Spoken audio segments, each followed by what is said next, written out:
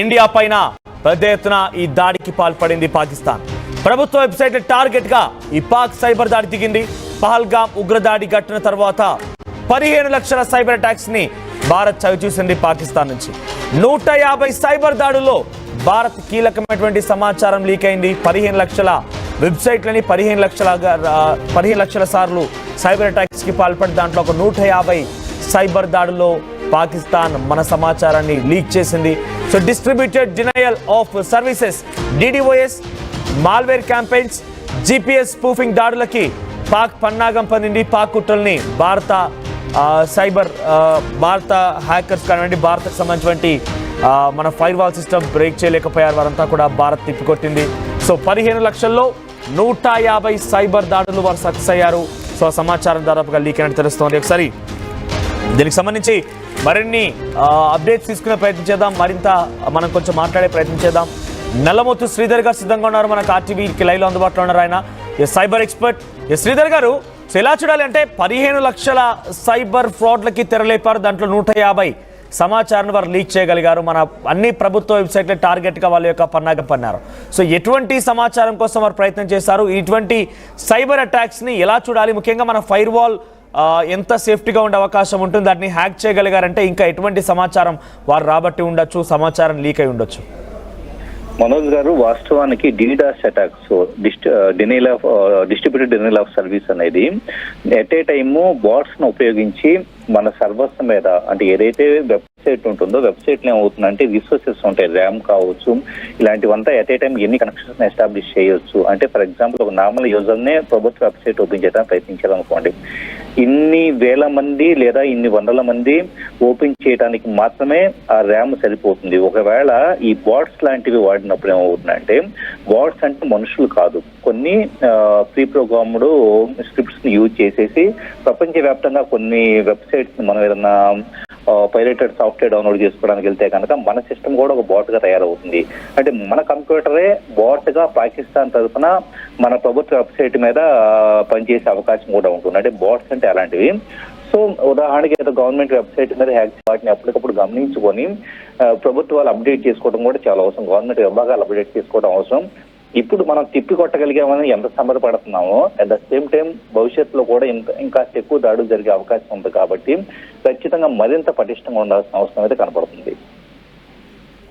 Right Sridhar గారు, అంటే present వీటి నుంచి ఎటువంటి సమాచారం లీక్ అయింది అనుకోవాలి? పాకిస్తాన్ మన నుంచి ఎటువంటి సమాచారాన్ని రాబట్టి దాని నుంచి ఎటువంటి విధంగా ప్రయత్నం చేయబోతోంది? అంటే ఇక్కడ వాళ్ళు లీక్ చేసిన సమాచారం ఎంత కాన్ఫిడెన్షియల్ అనుకోవాలి? అంటే కీలకమైన డాక్యుమెంట్స్ వాళ్ళ చేతుల్లోకి వెళ్ళి ఉంటే కనుక ప్రమాదకరమే అవుతుందండి. కాకపోతే ఏంటంటే మోస్ట్ ఆఫ్ ద టైమ్స్ ఏంటంటే వెబ్సైట్స్ లో, అఫీషియల్ సైట్స్ లో కీలకమైన డాక్యుమెంట్లు పెట్టే అవకాశం లేదు. వాటన్నిటిని శాండ్ బాక్స్ ఎన్వైరన్మెంట్ అని చెప్పేసి అని ఒక డెడికేటెడ్ గా ఇంటర్నెట్ కనెక్టివిటీ లేని, లేకపోతే సర్వర్స్ తో కనెక్షన్ లేని ఒక సపరేట్ సిస్టమ్ లో స్టోర్ చేస్తూ ఉంటారు. ఇప్పుడు ఆర్మీ కానీ, నేవీ కానీ ఇలాంటి వాటిలో ఏంటంటే వాళ్ళకి మేము ట్రైనింగ్ ఇచ్చేటప్పుడు వాళ్ళు శాండ్ బాక్స్ ఎన్వైరన్మెంట్ అని పెడుతూ ఉంటారు. కానీ ఒకవేళ ఏ గవర్నమెంట్ శాఖ అయినా కానీ, ఉదాహరణకి ఎలక్ట్రిసిటీ డిపార్ట్మెంట్ తీసుకున్నాం, ఊరికి ఉదాహరణకి ఎలక్ట్రిసిటీ డిపార్ట్మెంట్ సర్వర్ లో కనుక ఇలాంటి డాక్యుమెంట్లు పాకిస్తాన్కో చైనాకు వెళ్ళినాయి అనుకోండి, ఏమవుతుంది? గతంలో లోడ్ బ్యాలెన్సింగ్ ని ట్రిప్ చేయడం ద్వారా మన సిస్టమ్స్ లో, మన సర్వర్స్ లోకి వచ్చేసి కొన్ని చోట్ల పవర్ సప్లై ఆగిపోయేలా కూడా చేయగలిగి ఉన్నారు.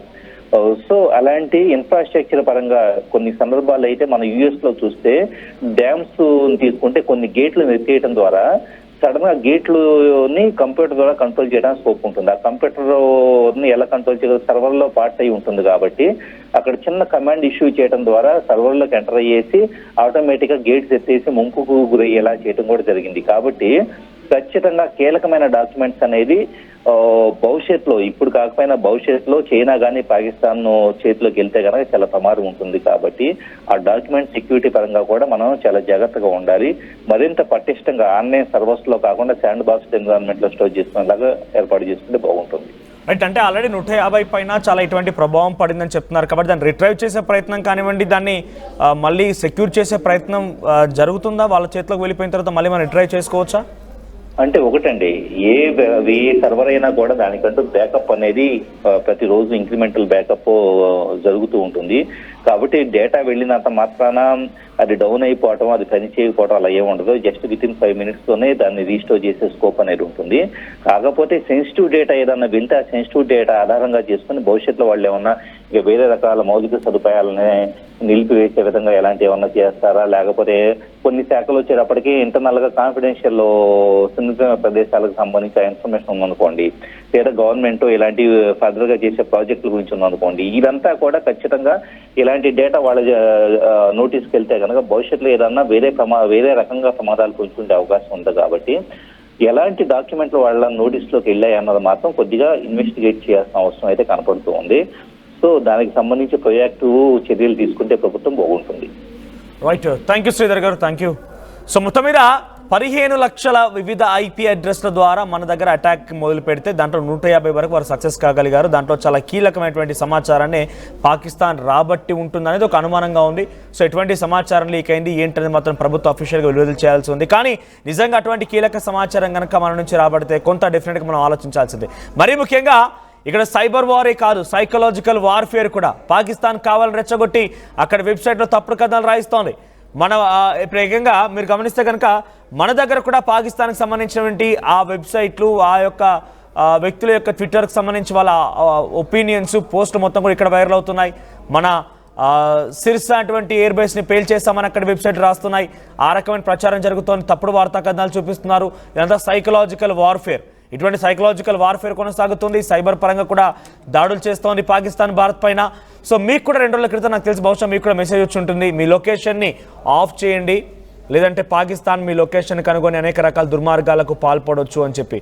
సో ఇక్కడ అటువంటిది ఏదీ లేదు. కేవలం ఇటువంటివన్నీ కూడా ఒక ప్రజల్లో అలజడి సృష్టించడం కోసం, ఆందోళన క్రియేట్ చేయడం కోసం, సైకలాజికల్గా ఒక యుద్ధాన్ని తెరలేపడం కోసం చేస్తున్న ప్రయత్నాలు. ప్రస్తుతానికి ఇప్పటివరకు అయితే వాటన్నింటి కూడా సమర్థవంతంగా మన భారత సైన్యం, మన భారత్కి సంబంధించినటువంటి వెబ్సైట్ అన్నీ కూడా కొంత సేఫ్గానే ఉన్నాయి, ఫైర్ వాల్తో ఉన్నాయి. కానీ కొన్ని అక్కడక్కడ కొన్ని అటాక్స్ ద్వారా లీక్ అయినట్టుగా తెలుస్తుంది. వాటిని కూడా రిట్రీవ్ చేసే ప్రయత్నం చేస్తున్నారు. దానివల్ల భారత్కి ఎటువంటి హాని జరగదు, ఆ దుర్మార్గం ఎటువంటి సమాచారం లీక్ కాదనేది ఎక్స్పర్ట్స్ చెప్తున్నమాట.